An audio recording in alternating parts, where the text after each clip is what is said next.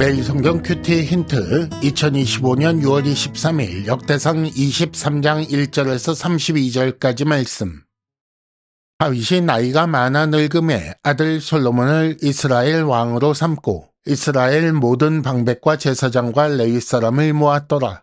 레위 사람은 30세 이상으로 계수하니 모든 남자의 수가 38,000명인데 그 중에 24,000명은 여호와의 성전의 일을 보살피는 자요. 6,000명은 관원과 재판관이요 4,000명은 문지기요 4,000명은 그가 여호와께 찬송을 드리기 위하여 만든 악기로 찬송하는 자들이라. 다윗이 레위의 아들들을 게르손과 그핫과 므라리에 따라 각 반으로 나누었더라. 게르손 자손은 라단과 시므이라.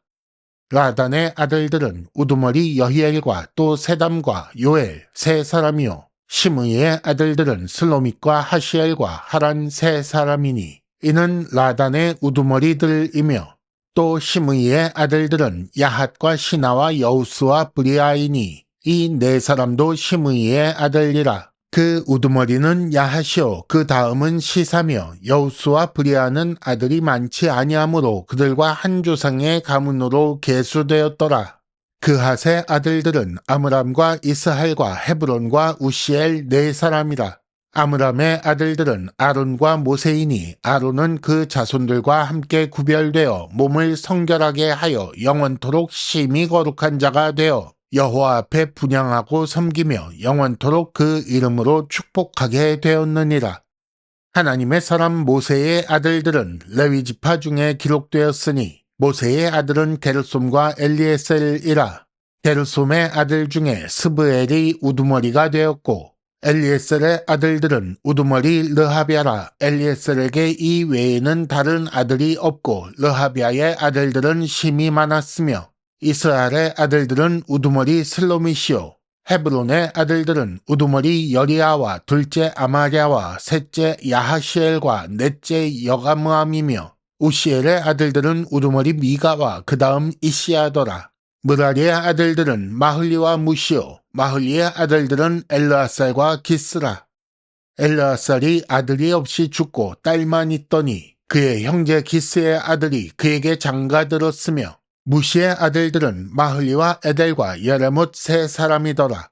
이는 다 레위 자손이니 그 조상의 가문을 따라 계수된 이름이 기록되고 여호와의 성전에서 섬기는 일을 하는 20세 이상 된 우두머리들이라. 다윗이 이르기를 이스라엘 하나님 여호와께서 평강을 그의 백성에게 주시고 예루살렘에 영원히 거하시나니 레위 사람이 다시는 성막과 그 가운데에서 쓰는 모든 기구를 맬 필요가 없다 한지라. 다윗의 유언대로 레위 사람이 20세 이상으로 계수되었으니 그 직분은 아론의 자손을 도와 여호와의 성전과 뜰과 골방에서 섬기고 또 모든 성물을 정결하게 하는 일, 곧 하나님의 성전에서 섬기는 일과 또 진설병과 고운 가루의 소재물, 곧 무교전병이나 과자를 굽는 것이나 반죽하는 것이나 또 모든 저울과 자를 맡고 아침과 저녁마다 서서 여호와께 감사하고 찬송하며 또 안식일과 초하루와 절기에 모든 번제를 여호와께 드리되 그가 명령하신 규례에 정한 수효대로 항상 여호와 앞에 드리며 또 회막의 직무와 성소의 직무와 그들의 형제 아론 자손의 직무를 지켜 여호와의 성전에서 수종드는 것이더라. 아멘.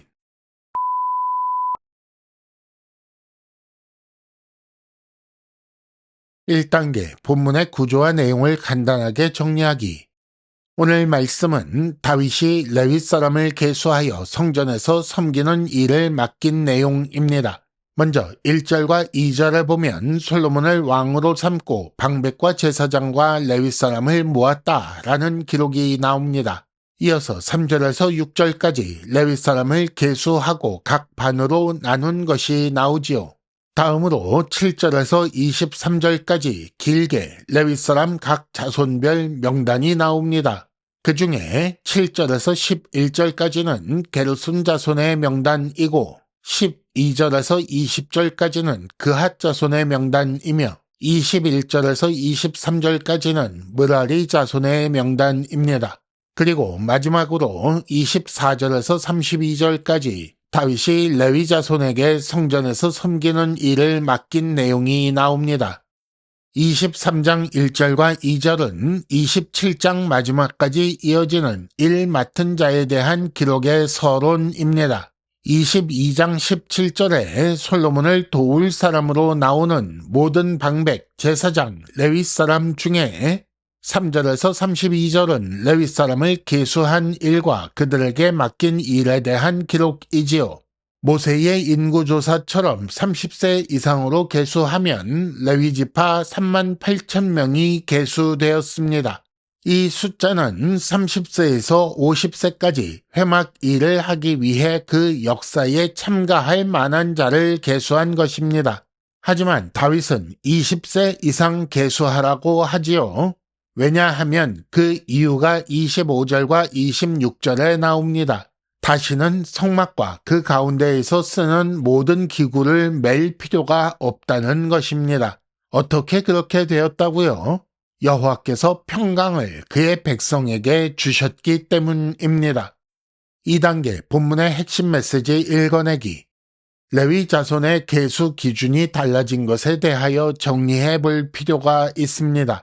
시간 순서대로 혹은 논리적 순서를 따라 이 내용을 정리하면 가장 먼저 있었던 일은 여호와께서 평강을 그의 백성에게 주신 것입니다. 다윗 때에 모든 전쟁을 마치고 모든 외적을 물리침으로 가나안 정복 전쟁이 끝났다는 것입니다. 그래서 두 번째, 여호와께서 예루살렘에 영원히 거하실 수 있게 되었습니다. 이제 여호와의 집, 즉 성전도 이동식이 아니라 고정식으로 할 수 있게 된 것입니다.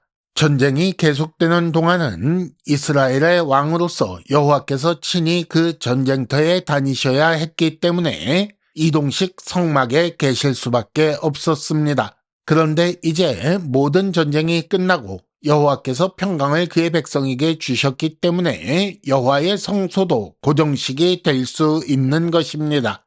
따라서 레위 사람이 다시는 성막과 기구를 맬 필요가 없게 되지요.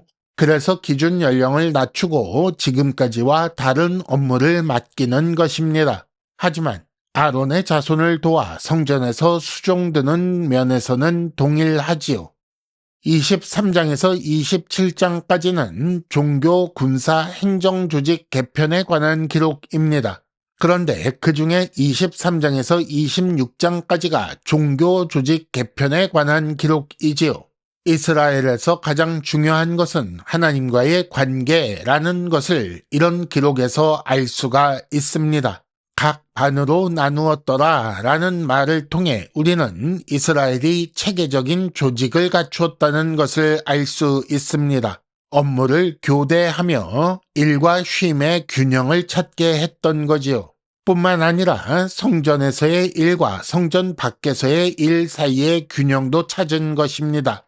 이를 위해 해야 할 일을 먼저 파악하고 할 수 있는 인원을 파악하여 규모 있는 조직을 갖춘 것입니다. 그리고 해야 할 일의 변화에 따라 레위 사람의 업무가 변화하지요. 그 이유가 여호와께서 평강을 주셨기 때문이니 이 업무의 변화는 감사할 일입니다.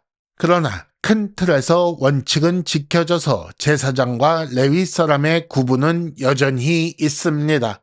큰 대제사장 예수 안에서 모든 신자는 왕같은 제사장입니다. 큰 틀에서 이 원칙은 지켜지는 것입니다. 그러나 모든 신자의 모임인 교회 안에서 각 사람에게 맡겨진 역할은 서로 다릅니다. 3단계 본문의 핵심 메시지를 현재로 연결시키기. 교회와 성도에게 가장 중요한 것은 예배입니다. 다윗이 솔로몬을 왕 삼은 것은 전쟁 시대에서 평화 시대로 변화했기 때문입니다. 평화 시대에 어울리는 조직 개편을 했고 그 핵심은 종교 조직인데 이는 예배를 위한 것입니다. 성전으로 지어져가는 교회 그리고 성도에게 가장 중요한 것은 예배입니다. 조직으로 표현되는 삶의 방식을 예배 중심으로 갖추어야 합니다. 그러므로 주일을 위한 일주일, 예배를 중심에 둔 삶을 설계하시기를 바랍니다. 예수께서 좌정하셨기에 우리가 성전으로 지어져 갑니다. 하나님께서 평강을 주시고 그들 가운데 거하시게 되었기 때문에 이스라엘은 성전을 건축할 수 있게 되었고 레위 사람은 다른 업무를 맡게 되었습니다.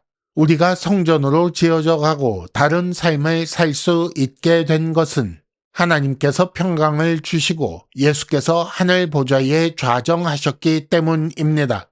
그러므로 성도가 성도답게 살 것을 요구받는 것은 기뻐하며 감사해야 할 일입니다. 큐티 힌트, 예배 중심의 삶을 사는 것이 감사할 일입니다. 이상으로 2025년 6월 23일 매일 성경 큐티 힌트를 마칩니다. 여러분 큐티를 통해 은혜 많이 받으시기를 바랍니다.